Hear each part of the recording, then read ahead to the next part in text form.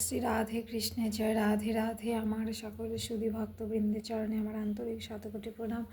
আসুন আমরা শ্রীমদ্ ভগবদ্ গীতা সপ্তম অধ্যায়ের আলোচনা করি। পূর্বের ভিডিওতে আমরা 22তম শ্লোকটি অধ্যয়ন করেছি। আজকে আমরা 23তম শ্লোকটি অধ্যয়ন করব। ভগবান উপাসনা অনুসারে ফলের বর্ণনা এই বর্তমান শ্লোকে করেছেন। অন্তবত্তু ফলং তেষাং তদ ভবত্ত অল্পমেধসাম দেবান দেব যজ জানতি মদ ভক্তা জানতি মামপি। কিন্তু সেই অল্প বুদ্ধি মানুষদের ওই সব দেবতাদের আরাধনার ফল বিনাশশীল হয়ে থাকে, যা আমরা পূর্বের ভিডিওতে আলোচনা করেছি যে দেবতারা যে ফল দেয় সেই ফল কিন্তু বিনাশশীল, তা কিন্তু অবিনাশী নয়। দেবতাদের পূজা করেন যারা, তারা দেবতাদের লাভ করেন, আর ভগবানের ভক্তগণ কি করেন? ভগবানকেই লাভ করে থাকেন। তাই প্রভু কি বললেন? অন্তবত্তু ফলং তেষাং তদ ভবত্ত অল্প মেধসাম। দেবতাদের পূজাকারী অল্প বুদ্ধি ব্যক্তিরা অন্ত অর্থাৎ সীমিত ও বিনাশশীল ফল লাভ করে।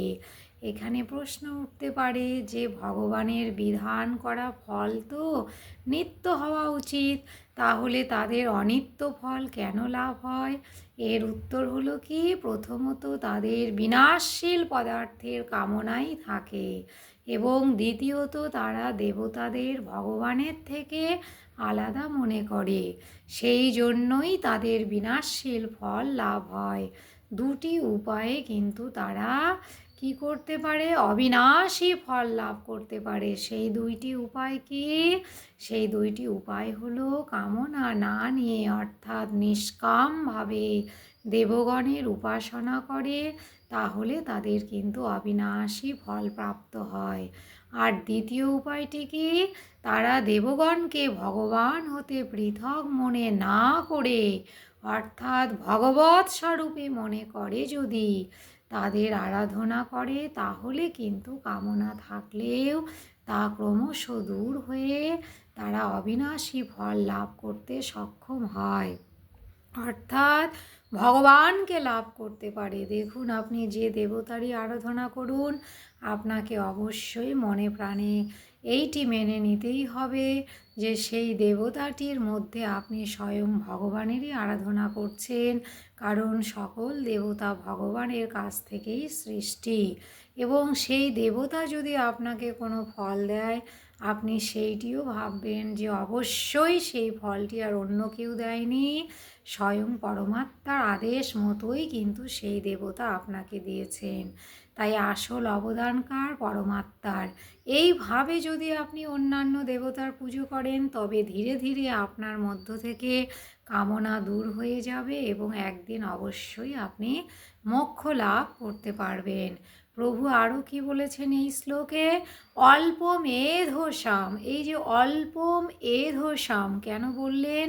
কারণ কি? কারণ হলো ওই সব ব্যক্তির বিধি নিয়ম অনেকই কিন্তু ধারণ ও পালন করতে হয়।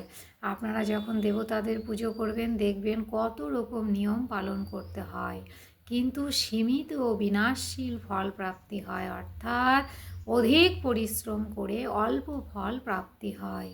কিন্তু ভগবানকে আরাধনা করতে গেলে এত বিধি নিয়মের প্রয়োজনীয়তা থাকে না, আর তাতে কি হয়? অসীম অনন্ত ফল লাভ হয়।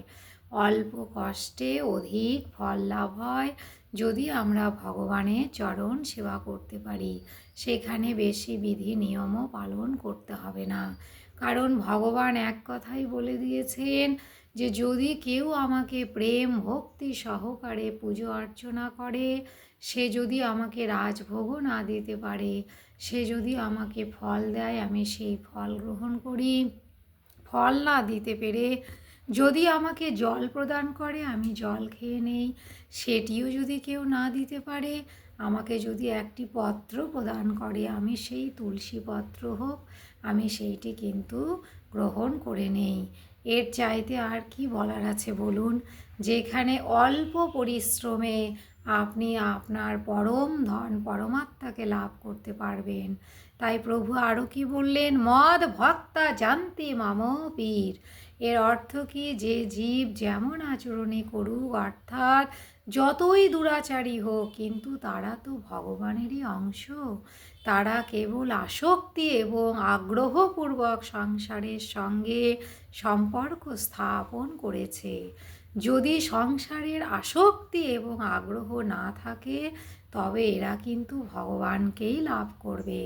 দেখুন কি সুন্দর করে আমাদের প্রভু বলে দিয়েছেন, আপনি পরমাত্মার সেবা করছেন না, অন্য দেবতার সেবা করছেন।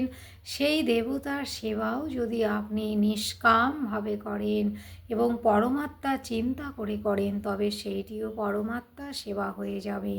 প্রভু আরও কি বলেছেন? এই যে আসক্তি, লালসা, কামনা, বাসনা, এই সব আমাদের মধ্যে দৃঢ়ভাবে থাকার জন্য আমরা পরমাত্মাকে লাভ করতে পারি না। কারণ দেখুন, রাধা কৃষ্ণের পুজোতেই কিন্তু মেন যেটি, সেটি হলো কি? প্রেম, অর্থাৎ স্যাক্রিফাইস, ত্যাগ। আপনাকে ত্যাগ করতে হবে। এই ত্যাগ করার ভয়েই কিন্তু সাধারণ মানুষরা কী করে? অন্যান্য দেবতাদের পুজো করে। কারণ তারা চায় না কোনো কামনা বাসনা ত্যাগ করতে। তারা শুধু এই অস্থায়ী বিনাশশীল ধন সম্পত্তির লোভে যজ্ঞ করে, ধ্যান করে, তপস্যা করে, কত না নিয়ম আচার আচরণ করে, যাতে তারা দেবতাদের কাছ থেকে অনেক কি বলবো ভরা ভরা টাকা পেতে পারে বা অনেক ধন সম্পত্তি লাভ করতে পারে। তারা জানে না যে একদিন সেই সমস্ত ধন সম্পত্তিকে রেখে তাদেরকে চলে যেতে হবে। সুতরাং তাদের পরকালের সাথী তো সেই ধন সম্পত্তি হবে না। কে হবে? একমাত্র হরিনাম, একমাত্র ভগবানের সেবাই হলো আমাদের পরকালের সাথী। ইহকাল পরকাল দুই কালেই কিন্তু আপনি সুখ পাবেন, শান্তি পাবেন, মোক্ষ লাভ করতে পারবেন। এবার আসুন গীতা মাহাত্ম্য নিয়ে আলোচনা করি। সারথ্যম অর্জুন স্যাদৌ কুর্বাণ গীতামৃতং দদৌ লোকত্রয়ে উপকারায় তস্मै কৃষ্ণাত্মনে নমঃ। প্রভু কি বললেন? পার্থে সারথ্য যিনি করিয়া গ্রহণ, বিশ্বহিতে গীতামৃত সুধা বিতরণ।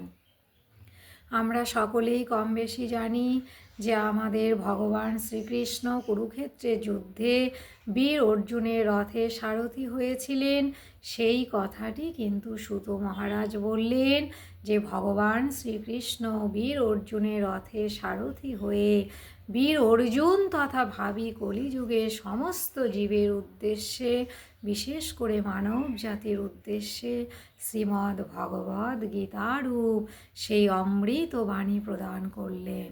ভগবান তো অমৃতবাণী দিয়ে দিয়েছেন, কিন্তু সেই অমৃত আপনার মুখের সামনে যদি অমৃত এক ভাণ্ড অমৃত থাকে, আপনি কি অমর হতে পারবেন? পারবেন না। সেই অমৃত যখন আপনি পান করবেন, তখনই আপনি অমর হতে পারবেন। একই রকমভাবে আপনার গৃহে, আপনার আলমারিতে 100 শ্রীমদ্ ভগবদ্ গীতা থাকতে পারে, কিন্তু আপনি যদি অধ্যয়ন না করেন, পুজো অর্চনা না করেন, তবে কি করে তত্ত্বজ্ঞান লাভ হবে?